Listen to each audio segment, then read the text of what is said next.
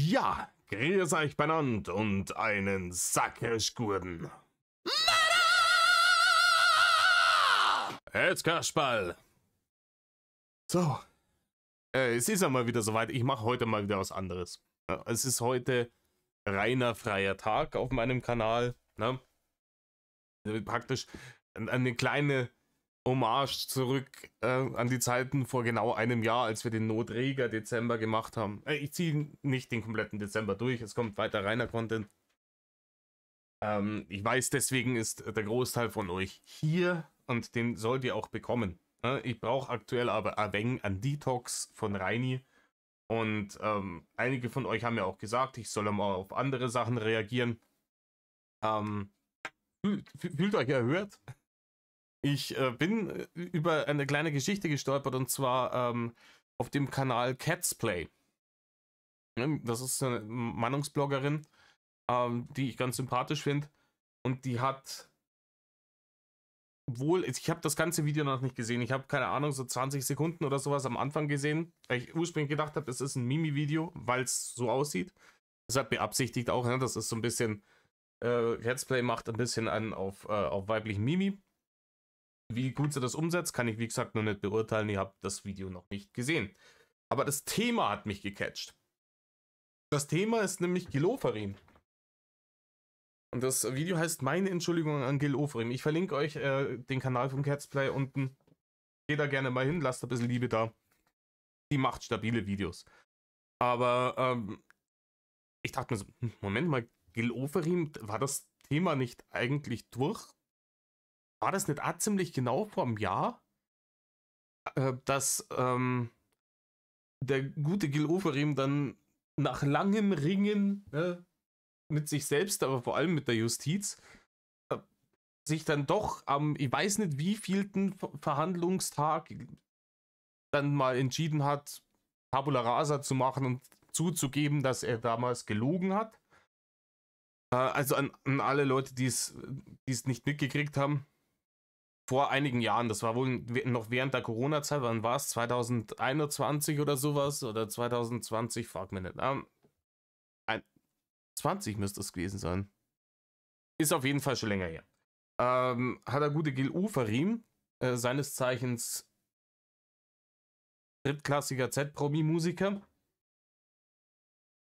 Ich glaube, der ist auch nur deswegen irgendwie bekannt, weil er einen berühmten Vater hat. Fragt's mir nicht, so gut kenne ich ihn nicht.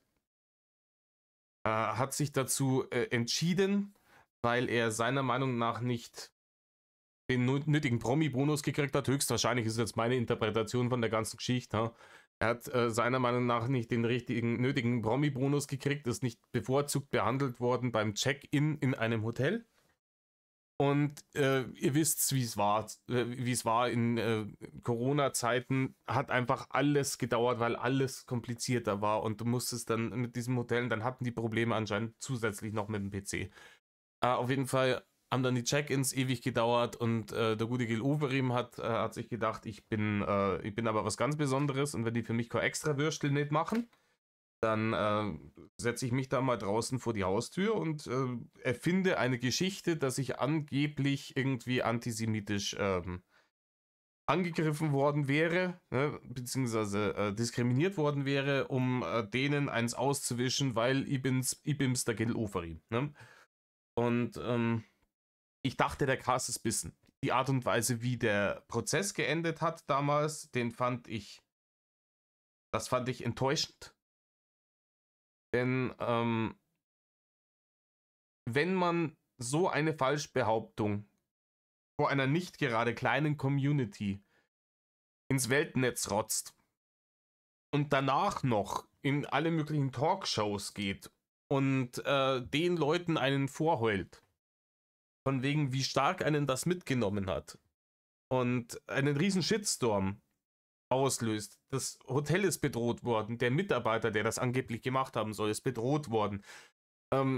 Es wurde da versucht, wirklich einfach eine Existenz zu vernichten. Ne? Es ist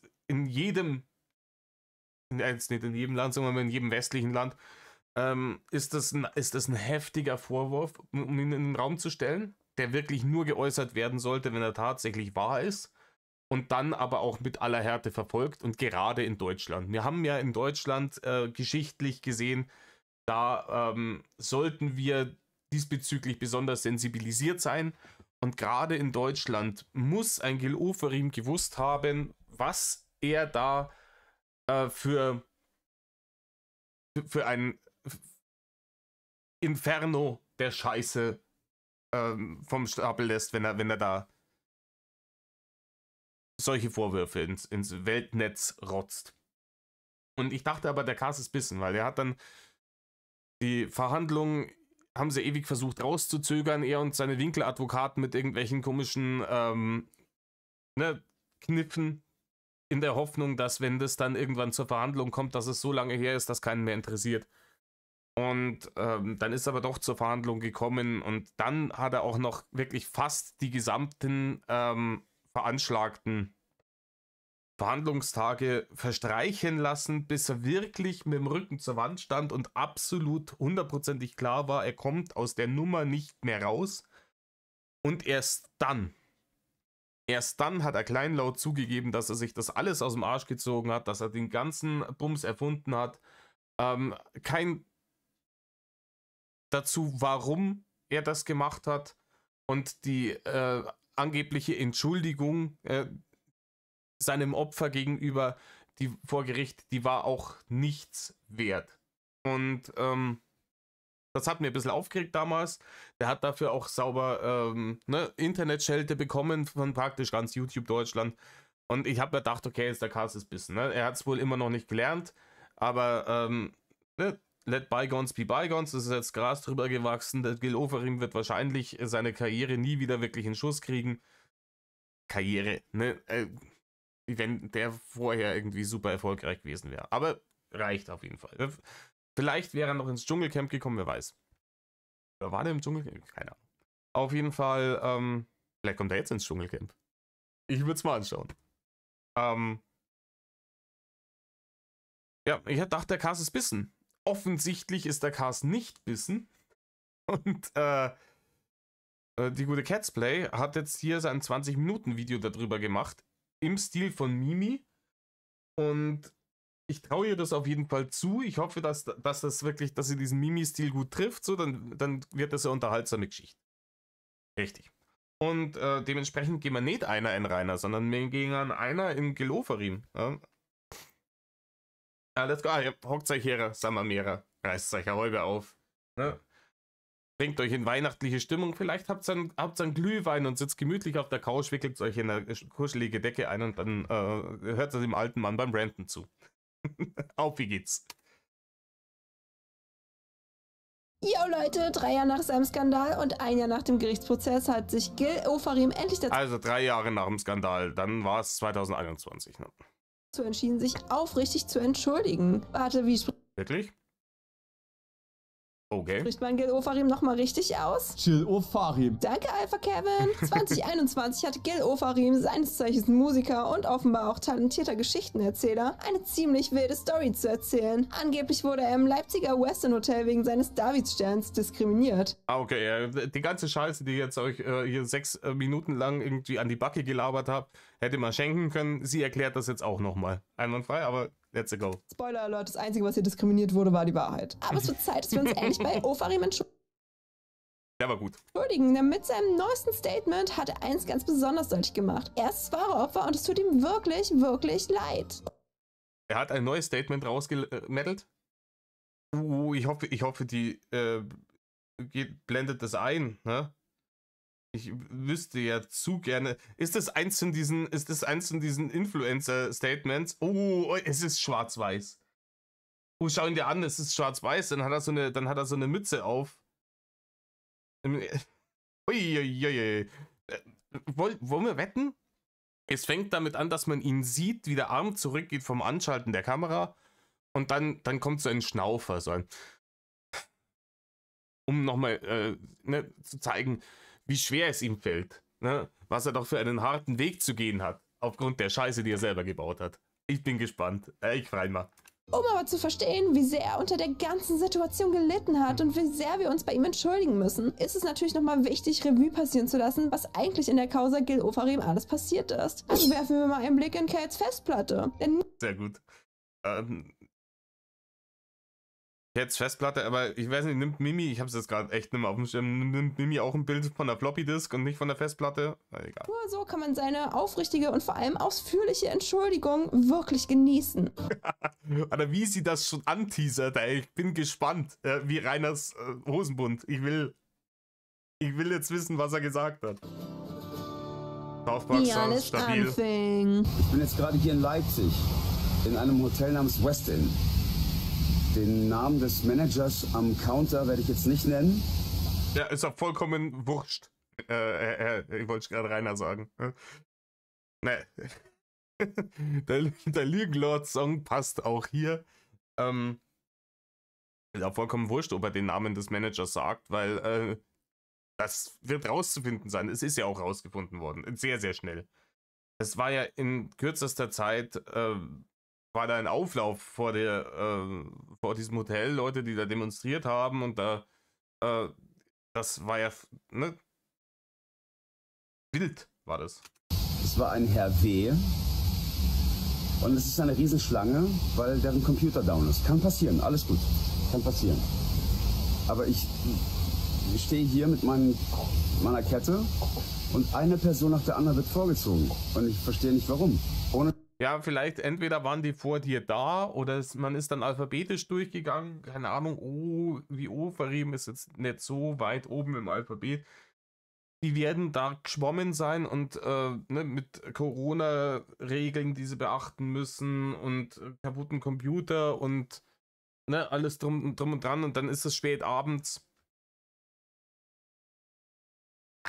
Ja, die haben sicher so schon genügend Probleme gehabt, ohne irgendeinen aufgeblasenen C-Promi, der der Meinung ist, jetzt hier ein extra Würstel einfordern zu müssen. Ohne Scheiß, 15 Minuten später komme ich dran und frage, entschuldigen Sie bitte, was ist los? Das ist nicht in Ordnung, warum werden alle vorgezogen? Dann sagt dieser Herr W., um die Schlange zu entzerren. Ich stehe auch in der Schlange. Und dann ruft irgendeiner aus der Ecke, packt einen Stern ein. Und dann sagt der Herr W., packen Sie Ihren Stern ein.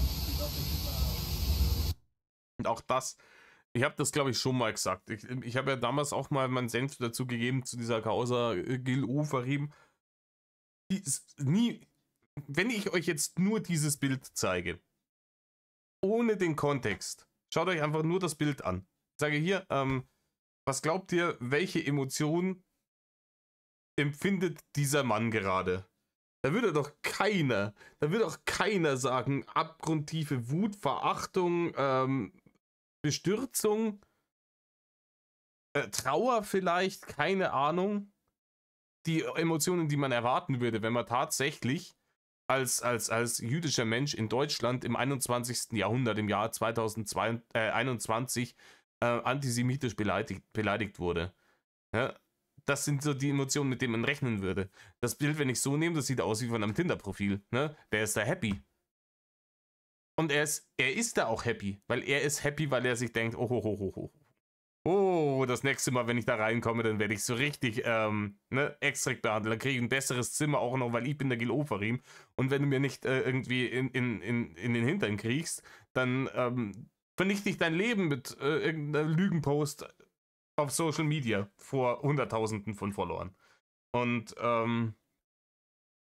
deswegen ist er da so happy. Deswegen grinst er da wie ein Honigkuchenpferd.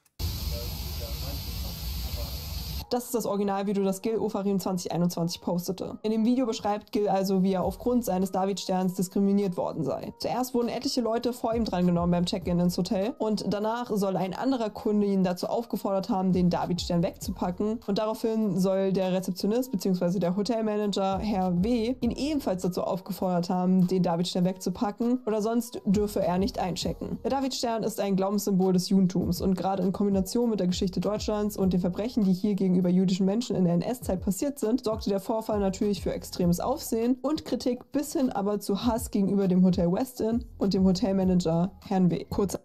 wer hätte nun damit rechnen können, dass das passieren würde? Ne? Ah ja, richtig, jeder. Und vor allem Gil Ofarim. Und er hat damit gerechnet. Genau das wollte er. Er wollte den maximalen Shitstorm und den maximalen Schaden anrichten, aufgrund seines gekränkten Egos. Anmerkung an der Stelle. Meine Hauptquelle für das, was so in den letzten Jahren rund um Gil Ofarim passiert ist dieses Video von Just Nero hier. Vor allem, weil er so eine unglaublich gute Quellenarbeit geleistet hat. Deswegen checkt unbedingt mal sein Video aus. Ich habe es unten in der Beschreibung verlinkt. Ja, Jut Nerzo aus Weimar, absoluter Ehrenmann. Auf jeden Fall rüber meddeln und Liebe da lassen. Kurze Abschweifung.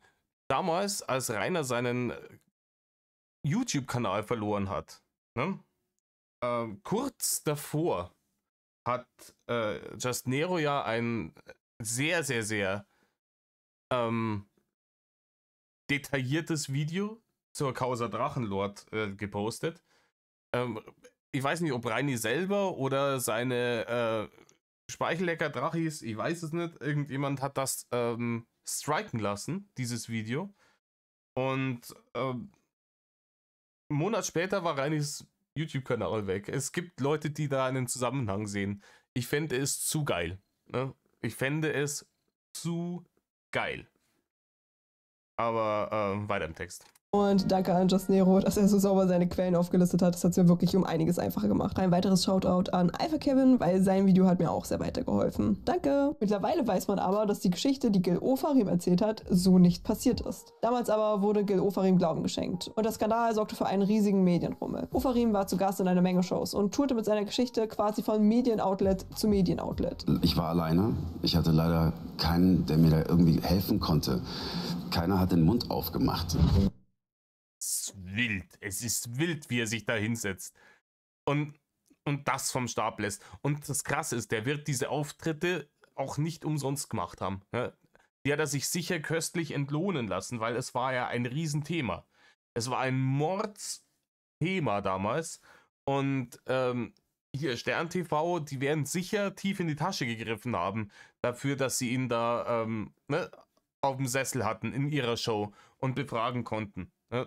Das war ja der Skandal. Ich möchte nicht wissen, was der damals allein für die Gagen, wenn er da in irgendeinen Talkshows saß, was der da an Barne gemacht hat damit. Möchtest du an dieser Darstellung aus deinem Instagram-Video irgendwas relativieren? Nein, auf keinen Fall. Warum? Im Übrigen, ja, Lügenanalyse-Video, ihr erinnert euch von damals, dieses krasse, auf einmal sehr viel mehr und schneller blinzeln als vorher. Auch so ein Indikator. Hätten Sie das Video genauso mit der gleichen Formulierung, mit dem gleichen Vorwurf noch einmal aufgenommen? Absolut, weil es passiert ist. Entschuldigen Sie bitte. Haben Sie denn mittlerweile... Absolut, weil es passiert ist. Alter, wie schlecht kann man lügen? Alter, hat er denn, wie lüge ich die Öffentlichkeit an, wie der allerletzte Depp-Kurs bei Rainer Winkler belegt? Alter, es ist doch wild. Ja, würden Sie das nochmal so machen? Ja, weil es wirklich passiert so. Es ist echt passiert. Also glauben Sie mir, dass es ist echt passiert. So, deswegen habe ich überhaupt nichts zu bereuen. Weil das nämlich tatsächlich wirklich und echt passiert ist. Glauben Sie mir bitte. The hell. eine offizielle Entschuldigung des Hotels bekommen? Nein, habe ich nicht. Ja, zu Recht. Ne? Zu Recht hast du keine offizielle Entschuldigung von dem Hotel bekommen. Ich habe lediglich am späten Nachmittag gestern eine E-Mail erhalten, beziehungsweise mein Management, mit keiner klaren, ich will nicht sagen Entschuldigung, aber kein Statement, keine Erklärung, nichts, sondern einfach nur, man würde gerne mit mir reden wollen, das ist alles. Keine Entschuldigung, kein Statement, keine Erklärung, nichts. Das merken wir uns. Ja? Das merken wir uns, weil wenn sie nämlich, ich nehme doch stark an, dann das nochmal einblendet, wo er vor Gericht stand, ich hoffe doch, dass sie das nochmal einblendet, dann denken wir nochmal daran nach, wie fürchterlich Gil Ofarim es findet, wenn jemand eine starke Verfehlung begangen hat und danach kein Statement, keine Entschuldigung und keine Erklärung abgibt. Ne? Da merkt's euch das noch einmal.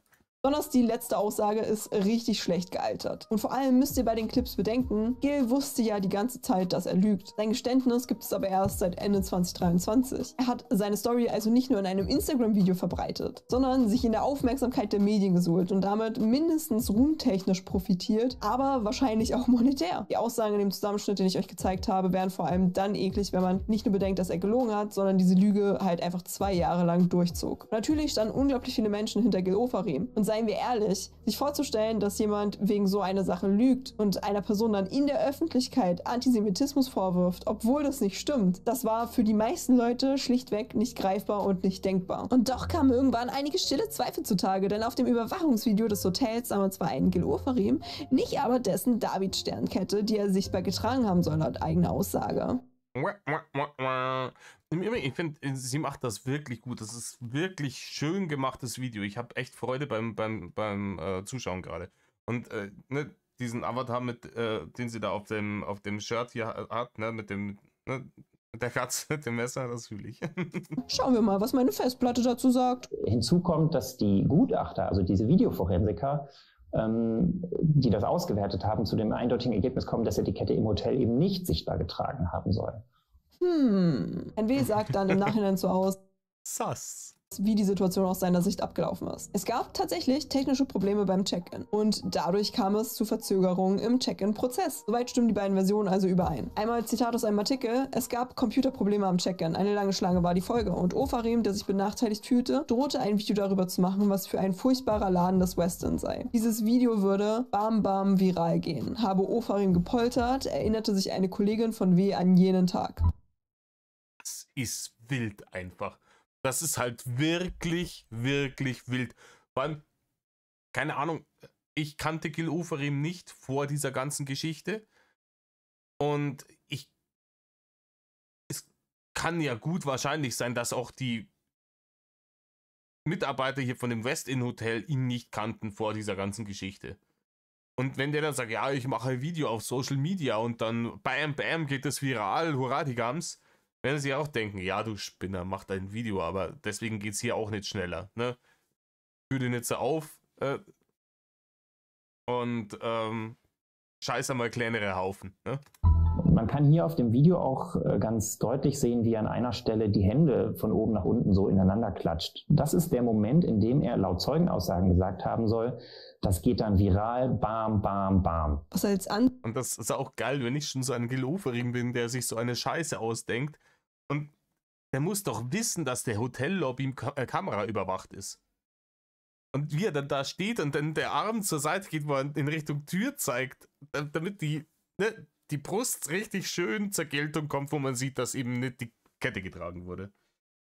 Ne? Hat er seine eigenen Lügen nicht auf die Kette gekriegt. Ne? Anzeige von Gil Ofarim wegen Antisemitismus anfing, wurde so zu einem Prozess der Verleumdung mit Gil Ofarim als Angeklagten. Eine Kollegin von Herrn W. sagt so aus, dass 2 Gäste vorgezogen wurden. Diese jedoch waren aber Stammgäste, deren Zimmerkarten schon vorkodiert waren. Dadurch konnten sie den Check-in-Prozess überspringen. Diese technischen Probleme betrafen wohl explizit die Kartenkodiergeräte. Gäste, deren Karten also nicht vorkodiert waren, mussten also dementsprechend natürlich länger warten. Es stimmt also. Ja. Das wäre ja die Alternative gewesen. Sie hätten ihm ja den Promi-Bonus geben können und ihn dran nehmen und das alles schneller machen. Und dann wäre er trotzdem vor verschlossener Tür gestanden, weil man die Scheißkarten nicht hat kodieren können. Applaus, Gil Ofarim, Applaus. Da hättest du es dann richtig geschafft.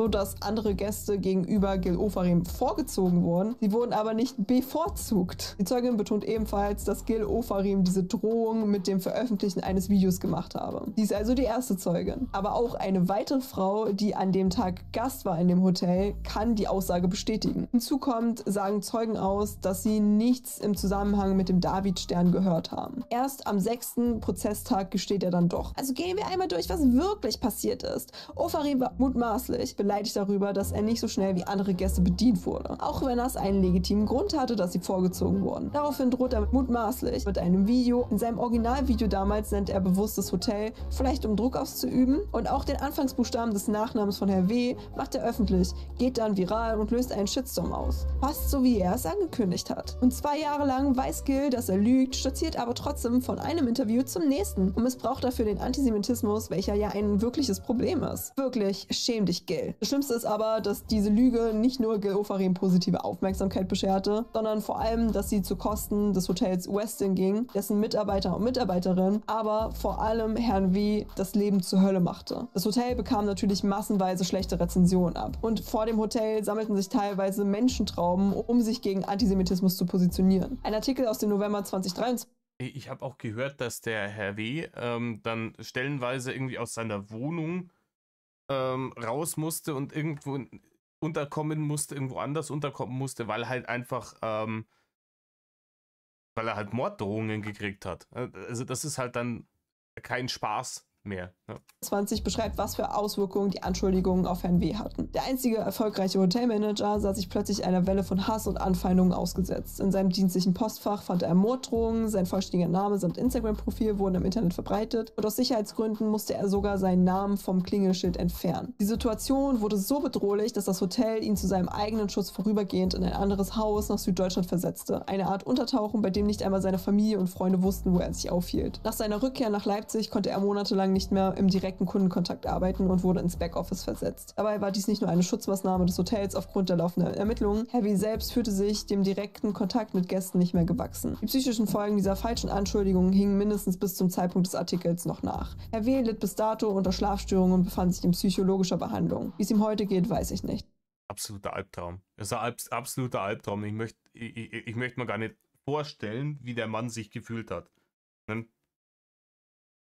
Das Erlebte ließ ihm schlussendlich keine andere Wahl, als das Westin Hotel zu verlassen. Die Räumlichkeiten lösten zu viele belastende Erinnerungen aus. Erst mit Ofarims Geständnis und einer Entschädigung in unbekannter Höhe fand diese, wie Ws Anwalt es nennt, Odyssee ein Ende. W. nahm Ofarims Entschuldigung vor Gericht an. Ein ebenfalls schlimmer Aspekt ist, dass ein Mann hier schamlos seine Religion ausgenutzt hat, um Leuten zu schaden. Tausende Leute standen hinter Gil Ofarim, weil sie ein Zeichen gegen Antisemitismus setzen wollten. Und das ist natürlich erstmal eine positive Sache. Blöd nur, wenn ein Mann das dann instrumentalisiert, um einen Shitstorm auszulösen, der reale Folgen auf die Psyche und Sicherheit eines anderen Mannes hatte. Blöd ebenfalls, dass Antisemitismus auch ein reales gesellschaftliches Problem ist und der Opfern von wirklichem Antisemitismus damit ins Gesicht gespuckt hat. Und zwar ja, nicht nur das, es untergräbt halt die Glaubwürdigkeit der Opfer.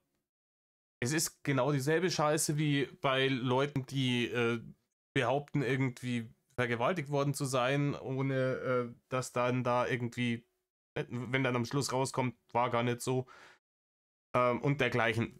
Ich finde es immer wild. Ich finde es einfach immer wild, wenn Leute diese sozialen Strukturen ausnutzen. Und jeder weiß, dass das passiert. Ne? Ich weiß auch nicht, ich bin kein Soziologe oder sonst irgendwas. Ich weiß nicht, wie das dann jedes Mal wieder so sein kann, weil es gibt so viele Stimmen, immer und immer und immer wieder, wenn irgend sowas passiert. Ja? Die Kachelmann-Geschichte damals zum Beispiel.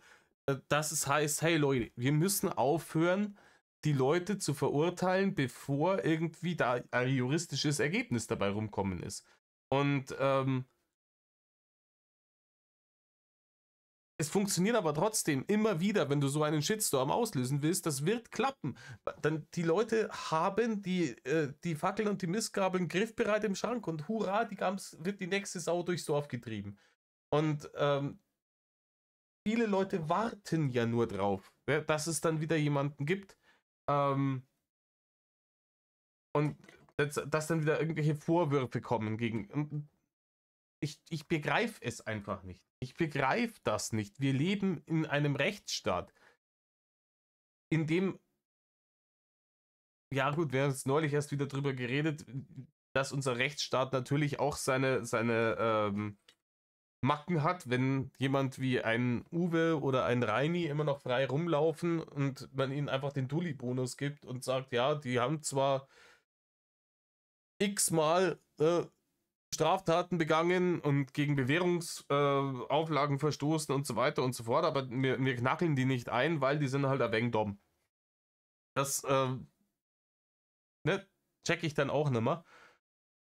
Aber dass bei sowas halt sofort ein öffentlicher Aufruhr entsteht, das weiß man und das wusste auch ein Gil Ofarim. Und ganz ehrlich, ich hätte den immer noch, ja, ich wäre immer noch kein Fan von ihm gewesen, wenn er das Ganze früher aufgelöst hätte.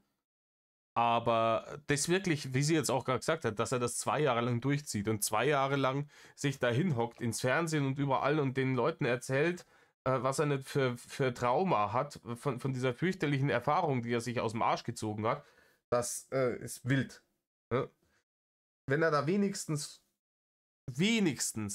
irgendwie irgendwann gemerkt hätte, hey, das läuft aus dem Ruder, ich habe hier mehr Schaden angerichtet, als ich eigentlich wollte, vielleicht irgendwann einmal sein Gewissen sich gemeldet hätte und zu sagen, hey Kollege, du hast ja richtig in die Toilette gegriffen. Weil jetzt reiß die zusammen, ja, zwick den Arsch zusammen, stell dich in die Öffentlichkeit und stell das klar. Ne? Es geht zu weit, das ist kein Spaß. Nichts davon. Nichts. Einfach durchziehen, solange bis es nicht mehr anders geht. War so sehr, dass auch der Zentralrat der Juden in Deutschland sich auf Twitter gegen Gil Ofarim positionierte. 2 Jahre lang hat Gil Ofarim Mitarbeiter eines Leipziger Hotels des Antisemitismus beschuldigt. Nun hat er gestanden, dass er gelogen hat. Damit hat Gil Ofarim all denen, die tatsächlich von Antisemitismus betroffen sind, großen Schaden zugefügt. Neben der Öffentlichkeit hat er auch die jüdische Gemeinschaft belogen. Wir haben in unserer Gesellschaft ein Antisemitismusproblem. Viele sind gerade in der jetzigen aufgeheizten gesellschaftlichen Situation verunsichert und erleben Judenhass und Ablehnung. Es ist richtig, die Antisemitismuserfahrung zunächst nicht in Frage zu stellen. Umgekehrt darf so ein Vorwurf niemals grundlos erhoben werden. Und das ist hier leider passiert. Wir verurteilen das Verhalten von Gil Ofarim. Er muss in jeder Hinsicht die Konsequenzen für seine Lügen tragen. Das Schlimmste aber ist, dass das Geständnis von Gil Ofarim am 6. Prozesstag inklusive der Entschuldigung höchstwahrscheinlich nicht davon kam, dass er eingesehen hatte, dass es schlecht war zu lügen. Nein, sein Anwalt erklärte stattdessen in einem Interview mit T-Online, dass die Staatsanwaltschaft und das Gericht signalisiert hätten, dass bei einem Geständnis das Verfahren eingestellt werden würde. Er habe Gil Ofarim dazu geraten, diese goldene Brücke anzunehmen, was letztendlich auch geschah. Und damit gilt Gil Ofarim nicht als vorbestraft. Stevens, der Anwalt... Das ist absolute Sauerei einfach. Das ist eine absolute Sauerei. Der gilt nicht mal als vorbestraft. Der hat sich da rausgekauft einfach. Ja, ich gebe dir mal ein bisschen Geld, ich trage die Prozesskosten, ich sage einmal verlogen Entschuldigung in die Kamera und dann ist dann auch wieder gut. Ne? Dann lassen wir da Gras drüber wachsen. Ist jetzt auch nicht so wild, ist jetzt passiert. Ich habe jetzt halt versucht, dem sein Leben zu zerstören und hätte es auch fast geschafft. Und jetzt, ja, weiß ich nicht, was hier wieder der Aufruhr soll. Ne? Habe ich halt gelogen. Von Gil Ofarim sagt, das ist ein wichtiger Punkt für das weitere Leben. Eine Vorstrafe bringt viele Nachteile mit sich. Am Ende des Artikels wird noch eingefügt, gerade die Angst vor einer ungerechtfertigten Verurteilung kann maßgebliches Motiv für die Unterwerfung einer Verfahrenseinstellung sein. Im Kontrast aber zu den Videoaufnahmen und den Zeugenaussagen, die sich alle gegen Gil Ofarim positioniert hatten, wirkt das hier wie ein letzter Versuch vom Anwalt, seinem Mandanten noch ein Hintertürchen offen zu lassen. Welche Summe der Musiker dem Hotelmanager zahlen muss, das weiß man nicht. Aber zusätzlich musste er 10.000 Euro an die jüdische Gemeinde Leipzig und an den Trägerverein des Hauses der Wannsee-Konferenz zahlen. Für das Ausnutzen des Antisemitismus, das Beschädigen des Rufes eines unschuldigen Menschen und das Untergraben des Kampfes gegen echten Antisemitismus geradezu ein Schnäppchen. Aber hey, zum Glück hat Gil Ofarim wahrscheinlich nur deshalb gestanden, weil sein Anwalt ihm dazu geraten hat, um noch möglichst glimpflich davonzukommen. Das beweist natürlich dermaßen Anstand, Ehrlichkeit und Aufrichtigkeit. Und jetzt stellt euch doch auch mal vor, wie gern der Anwalt seinen Mandanten mögen muss, wenn er dann öffentlich bei T-Online aussagt. Das unterstreicht Gils Ehrlichkeit natürlich nochmal mehr. By the way, falls ihr das Video bis hierhin gefallen hat, würde sich Wolfgang natürlich darüber freuen, wenn du ihr ein Like und ein Abo da lässt, damit sie am Ende des Videos wieder ein Leckerli bekommt. Aber so ziemlich genau 1 Jahr später, also jetzt im November, hat Gil Ofarim versucht, sich... Liebe Gatsplay, Leckerlis für die Katzen macht man nicht von Likes und Abos abhängig, ne? Die kriegen sie so. Erneut zu entschuldigen bzw. ein Statement zu der Sache abzugeben. Und diesmal, Leute, es ist wirklich, wirklich aufrichtig. Also macht euch schon mal bereit, dass ihr euch am Ende bei Gil Ofarim entschuldigen müsst, dass ihr ihn verurteilt habt. Ja, oi, da bin ich ja wirklich... Jetzt geht's los, ey. Sorry, Gil. Ah ja, also Das Schnaufen, perfekt. so ein Jahr nach dem Gerichtsprozess meldet er sich mit einer erneuten Entschuldigung zurück. Und natürlich muss das Video ganz stilecht in schwarz-weiß gehalten werden, weil Drama oder so. Guten Tag zusammen. Das erinnert mich auch, das ist dann so leicht von unten gefilmt, der dümmliche Gesichtsausdruck, auch die Mütze, das ein bisschen erinnert es mich an, wie hieß Xavier Naidoo. Und Shalom. Weil das Shalom hätte ich mir geschenkt. Ne? An deiner Stelle vor allem, es soll jetzt nicht diskriminierend seinen Glauben gegenüber sein, aber an Betracht der Tatsache, um welches Thema es da geht, welchen Vorwurf er da erlogen hat, wild, ne, das hier jetzt mit Shalom einzuleiten. Ich habe mehrfach versucht, dieses Video hier jetzt aufzunehmen und glaubt mir, es ist nicht so leicht. Ja, das soll es auch nicht sein, aber ich glaube dir das trotzdem nicht. Ich habe mir deswegen meine Gedanken aufgeschrieben und ich hoffe, ihr verzeiht mir. Ich würde es euch einfach vorlesen. Interessant. Ah ja, ganz ehrlich. Eine Entschuldigung, ne? Geboren von Einsicht aus dem Herzen heraus, muss ich nicht vorher aufschreiben. Vor allem nicht, wenn es einfach ganz klar, glasklar ist, was ich an Scheiße gebaut habe, wofür ich mich entschuldigen muss und warum. Und bei wem. Ne? Ein Gil Ofarim, der hat sich nicht vor mir zu entschuldigen. Ne? Mir hat er nichts getan. Ne? Ein Gil Ofarim hat sich auch nicht vor seinen Fans zu entschuldigen, keine Ahnung, weil denen hat er auch nichts getan. Ein Gil Ofarim muss sich bei der jüdischen Gemeinde entschuldigen dafür, dass er ihr irreparablen Schaden zugefügt hat. Ein Gil Ofarim muss sich bei den Gerichten und Behörden entschuldigen für das Verschwenden ihrer Zeit, die sie sicher nützlicher hätten verwenden können. Und als Allerwichtigstes muss sich ein Gil Ofarim entschuldigen bei dem Hotel und dessen Manager, dessen Leben er versucht hat zu zerstören. Bei den Leuten muss er sich entschuldigen. Und ganz ehrlich, da ist es mir auch gerade geschmeidig scheißegal, ob er das jetzt auf Social Media macht, groß im Internet, oder ob er das persönlich bei den Leuten macht. Sogar wenn er dem einen Brief schickt, wäre das in Ordnung. Ich weiß nicht, ob er das vielleicht gemacht hat, aber ich bezweifle es sehr stark. Ne? Der hat gemeint, ja, nochmal Gras über die Sache wachsen lassen. Irgendwann, die Leute vergessen das dann und dann kommen wieder die Engagements rein und dann kann er wieder so weitermachen wie vorher und sein Geld verdienen mit dem Singen von mittelmäßigen Liedern. Und hat er nicht bei diesem Passion auf RTL oder was das war, mitgemacht? Frag mir nicht. Und das ist halt nicht passiert, ne? Gil Ofarim wollte verbrannte Erde hinterlassen, als er sich diese Lüge erdacht hat. Und das hat besser funktioniert, als er sich das jetzt, glaube ich, im Nachhinein gewünscht hätte. Er hat verbrannte Erde hinterlassen, aber halt, was seine Karriere angeht. Und ich glaube, das ist der Grund, dass er jetzt hier versucht, irgendwie wieder in der Öffentlichkeit stattfinden zu dürfen, von der Gesellschaft wieder praktisch zurück in die Arme geschlossen zu werden. Der verlorene Sohn kehrt zurück und weil ihm wahrscheinlich die Barren ausgehen, ne? Spontane Videos vor Hotels, in denen man unschuldige Menschen des Antisemitismus bezichtigt, die gingen ihm dagegen ziemlich flott von der Hand. Tja, und nach Das ist der nächste Punkt, ja.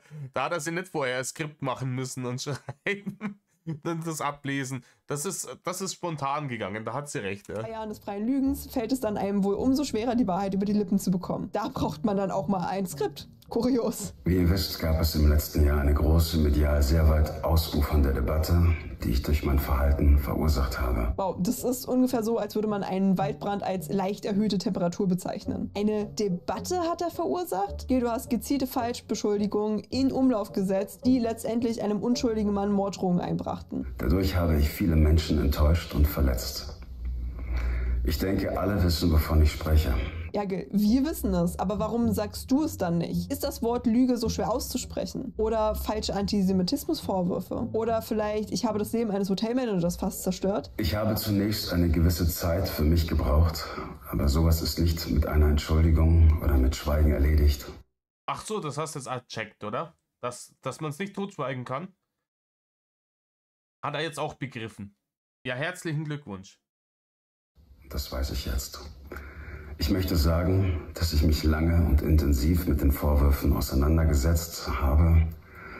Die Zweifel und Kritiken, die seitdem immer wieder auf mich zugekommen sind, nehme ich sehr ernst. Ich übernehme die Verantwortung für was ich tat.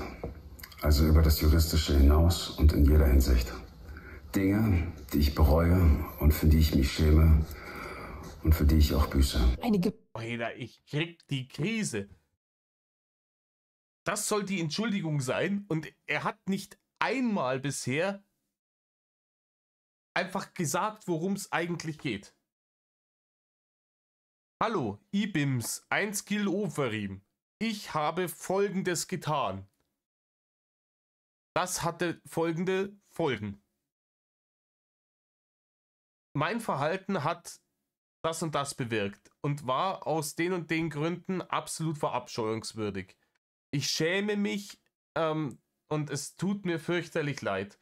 Und ich weiß, dass ich das nie wieder gut machen kann, aber ich werde versuchen, mich zu bessern und euch zu beweisen, dass ein Mensch sich ändern kann. Bumm. Ey, dieses um den heißen Brei rumgeschwalle, ja, ihr wisst ja, worum es geht und so, und das ist halt irgendwie, ja, da sind halt Dinge passiert und so, und das war halt jetzt nicht ganz cool und ist schon schwierig jetzt da die richtigen Worte zu finden. Ich werde nett, ganz ehrlich. Gewisse Zeit hat er dafür also gebraucht, ja. Während er die Zeit gebraucht hat, um das zu verarbeiten, hat Heavy Zeit gebraucht, um vor den Morddrohungen unterzutauchen und sich psychische Hilfe zu suchen. Aber hey, Selbstfindung macht halt jeder anders. Denn dieser grandiose Satz. Aber sowas ist nicht mit einer Entschuldigung oder mit Schweigen erledigt.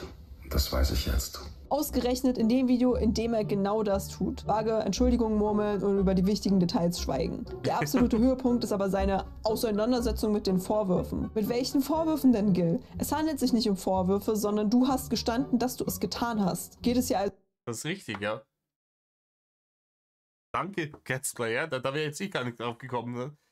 Das dann als Vorwürfe zu bezeichnen, ist natürlich vollkommen schwindlig, weil Vorwürfe sind es, solange sie nicht bewiesen sind. Ne?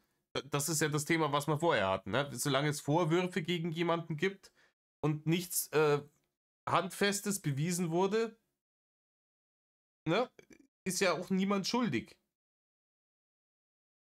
Aber in dem Fall sind es halt keine Vorwürfe mehr. Ja, die Vorwürfe waren es bis zum 6. Prozesstag, nach 2 Jahren Hölle, wo er dann endlich kleinlaut zugegeben hat, dass er sich die ganze Räuberpistole aus dem Arsch gezogen hat. Also um den Vorwurf, dass du gelogen hast, dass du einen unschuldigen Mann fast in den Ruin getrieben hast, dass du den Kampf gegen echten Antisemitismus missbraucht hast? Ach nee, darüber sprechen wir ja nicht. Das sind ja nur so Dinge. Vor allem, ganz ehrlich, ich möchte wetten, dass, also die Verarbeitung, ne, wir kämpfen ja wirklich auch immer noch gegen Antisemitismus in unserer Gesellschaft. Traurig wie es ist ja immer noch ein reelles Problem. Und zwar von verschiedenen Gruppierungen, die halt vollkommen schwindlig und bescheuert sind. Ne? Die einen, die das aus religiösen Gründen tun, ne? Antisemitisch sein. Und die anderen, die das aus ideologischen Gründen tun. Ja, wir kennen diese beiden Gesellschaftsgruppierungen. Ne? Und dieser Kampf gegen Antisemitismus, den hat er damit um Jahre zurückgeworfen. Die ich bereue und für die ich mich schäme und für die ich auch büße. Er bereut Dinge, er schämt sich für Dinge und er büßt für Dinge. Das ist ungefähr so präzise wie irgendwas mit Medien als Berufswunsch zu haben. Auch dieses Ich übernehme Verantwortung. Ein Satz direkt aus dem PR-Handbuch Krisenmanagement Kapitel 1. Wie sage ich nichts, während ich so tue, als ob ich alles sage? In den letzten Monaten habe ich mir professionelle Hilfe gesucht und angefangen, an mir zu arbeiten. 25 Kilo leichter und ohne einen Tropfen Alkohol sieht man die Dinge viel klarer und schaut sich selber genauer an, auch wenn einem nicht immer gefällt, was man sieht. Okay. Ich habe mir damals bei den Bildern von der Verhandlung, ich weiß nicht, ob da noch Bilder von der Verhandlung kommen, ob wir Bilder noch sehen von seiner Verhandlung. Ich habe mir damals schon gedacht, letztes Jahr war das, der schaut zusammengesoffen aus. Ne? Der schaut zusammengesoffen aus, dieses leicht geschwollene Gesicht. Und das kann natürlich sein, dass wenn da jemand ein ausgeprägtes Alkoholproblem hat, dass dann irrationales Verhalten folgt und dass die Leute Scheiße bauen. Auf der anderen Seite ist das natürlich auch ein wenig einfache Ausrede in dem Fall, dass man sagt, ja, ich habe das zwar gemacht, aber ich kann ja nichts für, weil ich bin ja krank. Ne? Ich bin ja Alkoholiker gewesen und praktisch nicht wirklich zur Verantwortung zu ziehen für das, was ich da gemacht habe, weil er nicht Herr meiner Sinne war oder sowas. Ne? Es ist so fürchterlich besoffen, ist er mir jetzt da in dem Video, das er vor dem Hotel aufgenommen hat, nicht vorgekommen. Und der kann mir auch nicht erzählen, als Säufer hin oder her, dass der in den 2 darauffolgenden Jahren nicht irgendwann einmal einen nüchternen Moment gehabt hat, in dem er sich hätte überlegen können, hey, Moment einmal, was mache ich hier eigentlich? Aber so ist nun mal die Realität. Dass Jill sich professionelle Hilfe gesucht hat, das freut mich wirklich. Das ist nicht nur für ihn, sondern wahrscheinlich auch für sein Umfeld ein unglaublich wichtiger Schritt. Auch, dass er jetzt nüchtern ist, freut mich natürlich sehr. Aber alles in dem Video schreit, so richtig verstanden habe ich das, was ich getan habe, immer noch nicht. Ja. Es ist ein langer Weg, Vertrauen und Respekt wieder aufzubauen. Ob mir das gelingt, weiß ich nicht. Aber ich möchte den Versuch unternehmen, euch und mein Leben wieder zurückzugewinnen. Denn das mit dem Vertrauen und Respekt über einen langen Weg wieder aufbauen, das ist das Wahrste, was er in diesem ganzen Statement gesagt hat. Und umso ironischer ist es dann, dass er diesen langen Weg damit anfängt, ein PR-Video in Schwarz-Weiß zu drehen. Ja, eben. Das ist der Punkt. Ne? Wenn er schon erkannt hat, dass das ein langer Weg ist, dieses Vertrauen wieder aufbauen und ne, Vergebung finden, auch halt vor dem Auge der Öffentlichkeit, dann musst du, wenn du wirklich so eklatant Scheiße gebaut hast, musst du dich nackert machen. Ja? Da musst du dich hinstellen und musst sagen, ja, alles, was ich hier an Hass abgekriegt habe und an Kritik, das habe ich alles verdient. Ich hab mich verhalten wie der hinterletzte Abschaum und dann musst du das klar benennen. Ich weiß nicht, ob ihm, wenn er sagt, er ist in psychologischer Behandlung, ob ihm sein Psychologe das nicht auch gesagt hat, dass er sagt, hey, Bulli, du musst zuerst einmal, bevor du jetzt da irgendwie dein Walk of Atonement machst, Shame, Shame, Shame, musst du dich erst wirklich gerade machen dafür und klar benennen, was war es, was ich getan habe. Warum habe ich es getan? Warum ist mir jetzt klar geworden, dass das verabscheuungswürdig war? Und das dann mit einer wirklich ehrlichen Entschuldigung. Nicht irgendwie um den heißen Brei umeinander reden, nicht irgendein so ein übertrieben stilisiertes Schwarz-Weiß-Video machen, kein Skript dazu schreiben, kein gar nichts, sondern du musst wirklich verinnerlicht haben, wo ist das Problem und warum bin ich verantwortlich dafür, was da alles passiert ist. Und von da aus kannst du dann, wenn du es ehrlich meinst und ehrlich bereust, dann die weiteren Schritte gehen. Aber diesen langen Weg, den wirst du im Leben nicht gehen können, wenn du schon am Anfang einfach dir die falschen Schuhe angezogen hast. Das ist wieder wie wenn irgendwelche Leute irgendwie ins alpine Gelände gehen mit Flipflops oder Turnschuhen. Und dann wundern sie sich, warum sie abgestürzt sind. Du musst vorher, aber er checkt es halt immer noch nicht. Ich weiß nicht, ob da auch irgendwie harter Narzissmus kickt oder wo das Problem ist bei ihm, dass er sich einfach nicht eingestehen kann, dass er derjenige ist. Ne? Er dann letztendlich mehr verschweigt, als er ausspricht. Nein, ich will nicht einen Neustart, denn ein Neustart würde ein Zurücksetzen, eine Annullierung dessen, was geschehen ist, bedeuten, was weder möglich noch von mir gewollt ist. Aber ich möchte den Versuch unternehmen, euch um mein Leben wieder zurückzugewinnen. Jeder Mensch hat eine zweite Chance verdient. Ich wollte das schon wieder Rainer sagen, ich bin schon so drin. Lieber Gil Ofarim, dieser Satz ist nicht dein Satz, um ihn jetzt hier zu äußern. Wenn du diesen Weg tatsächlich gehst und angefangen, wie gesagt, bei einer ehrlichen Entschuldigung mit einer Klarstellung, wo das Problem ist, was du getan hast, etc., das Kind beim Namen nennst und bereit dafür bist, dich dann praktisch dafür gerade zu machen und dann auch wirklich deinen guten Willen zeigst und den Weg schon eine gewisse Zeit gegangen bist, dann ist es an der Gesellschaft zu sagen, ja, komm, jeder hat eine zweite Chance verdient. Derjenige, der hergegangen ist und die Scheiße jetzt gebaut hat, ist nicht derjenige, der zu äußern hat, ob er eine zweite Chance verdient hat oder nicht. Das entscheiden andere Leute. Stellt es euch im kleinen Maße vor. Ja, ihr seid in einer Beziehung und euer Partner hat euch betrogen, hat euch da Ewigkeiten drüber angelogen,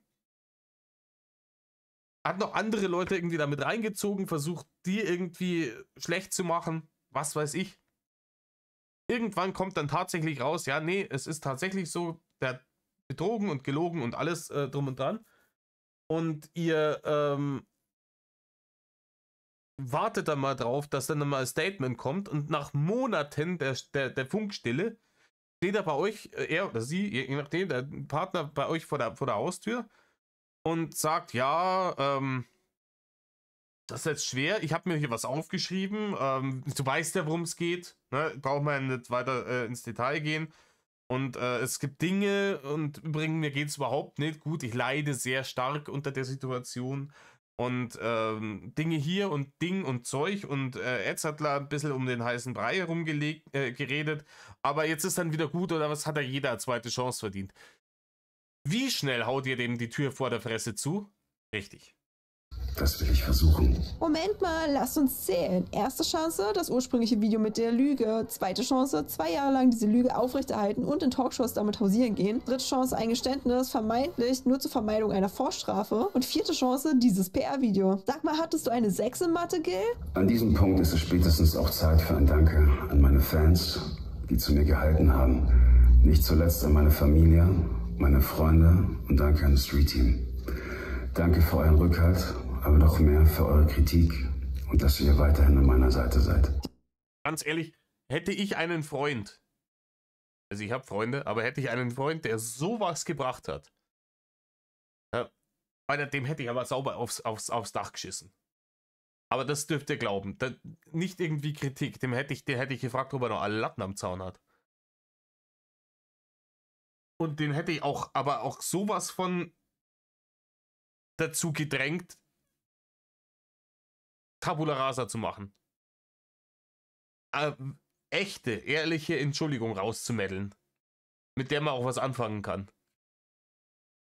Dieser Teil hier macht mich besonders sauer. Die Leute, die gerade anfangs zu dir gehalten haben, die hast du angelogen. Du hast sie angelogen, ausgenutzt und dafür angestachelt, ein Unternehmen, deren Mitarbeiter und besonders Herrn W. das Leben zur Hölle zu machen. 2 Jahre hast du diese Lüge durchgezogen, bist durch Talkshows getourt und hast damit weiter befeuert, dass der arme Herr W. Morddrohungen bekommen hat. Und völlig unschuldig, aber vor allem unsinnig, jetzt wahrscheinlich immer noch am psychischen Problem leidet. Die Leute, die anfangs hinter dir standen, die taten es vorrangig, weil sie sich gegen Antisemitismus stark machen wollten. Ein Problem, das tatsächlich gesellschaftlich relevant ist, du aber missbraucht hast. Dass du das getan hast und der Schaden, der dadurch entstanden ist. Vor allem sehr viele Leute, jetzt mal nicht die schwindligen Irren, die dann dem Manager Morddrohungen geschickt haben, denn auch wenn das tatsächlich nicht gelogen gewesen wäre von Gil Ofarim, angenommen, das wäre tatsächlich so passiert, dann rechtfertigt das immer noch nicht, dem Mann Morddrohungen zu schicken. Ja, davon ganz zu schweigen.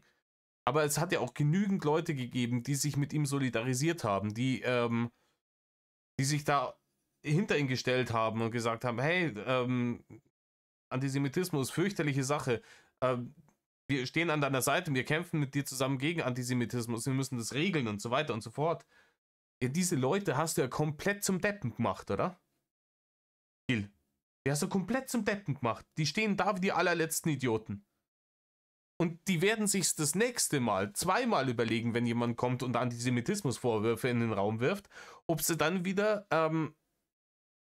sagen, ja, ich stelle mich da jetzt wieder daneben hin und mache mich stark für die Person.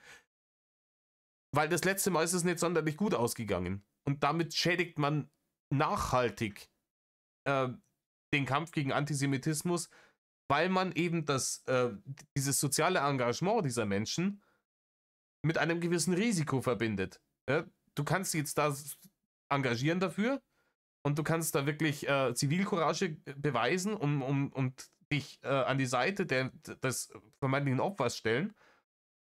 Aber wenn du danach selber zum Horst gemacht wurdest, weiß ich nicht. Ja? Ob dann in Zukunft die Leute so schnell an die Seite des Nächsten dann vielleicht wirklichen Opfers eilen. Aber ist ja auch vollkommen wurscht, gell? Interessiert ja den Gil Ofarim nicht, ne? Weil Hauptsache er konnte jemandem eins auswischen dafür, dass er ihn nicht bevorzugt behandelt hat. Ja?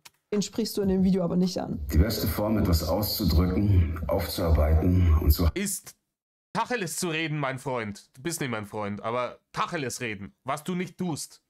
heilen, ist für mich das zu tun, was ich liebe. Womit ich die Menschen berühre und was ich auch am besten kann. Deswegen möchte ich den Fokus von heute an wieder konsequent auf eine Sache legen. Auf Musik. Vielleicht auf hoffentlich bald. Euer Gil. Shalom. Vielleicht wäre die beste Form der Aufarbeitung gewesen, sich bei Herrn W. zu entschuldigen. Oder beim Zentralrat der Juden, der sich öffentlich von dir distanziert hatte. Oder bei all den Menschen, die tatsächlich unter Antisemitismus leiden und deren Kampf du dann für dein gekränktes Ego missbraucht hast. Aber nein, Gil will lieber... Oder wie gesagt eben bei den Leuten, die ihn damals unterstützt haben. Vielleicht auch bei jedem einzelnen Medienoutlet, bei dem er zu Gast war. Bei dem er sich dahin gehockt hat, deren Sendezeit missbraucht hat, um seine hanebüchenen Storys in den Äther zu blasen. Es gibt so viele Leute, bei denen er sich entschuldigen sollte.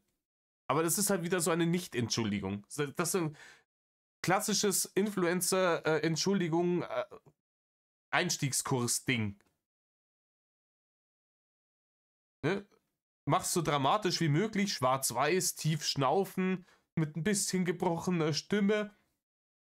Sag so wenig Klartext wie möglich und hoff, dass genügend Idioten gibt, die nicht checken, dass du sie gerade damit verarscht hast. In der Hoffnung, dass dann wieder Barne reinkommen. Ja, herzlichen Glückwunsch. den Fokus auf eine Sache legen, seine Musik. Wie praktisch eine PR-Strategie getarnt als Entschuldigung. Denn was findet man ungefähr 10 Tage nach seiner Entschuldigung auf seiner Instagram-Seite? Nein, nein, nein! Willst du mich verarschen? Der benutzt das jetzt als Promo für sein neues Album und seine Tour? Nicht dein Ernst! Nicht dein Ernst, das kannst du dir nicht ausdenken. Alter, das ist perfide. Das ist richtig perfide. Ist es so es gibt keine schlechte Publicity-Ding und Hauptsache ich bin jetzt gerade in der Öffentlichkeit, ich nehme jetzt das Thema, weil das damals schon viral ging und weil es viele Leute interessiert hat, und gehe damit nochmal an die Öffentlichkeit mit so einem übertriebenen Idiotenvideo, damit ich in der Öffentlichkeit wieder vorkomme, um Aufmerksamkeit auf mein neues Album, meine neue Tour. Wild. Wild! Alter Schwede.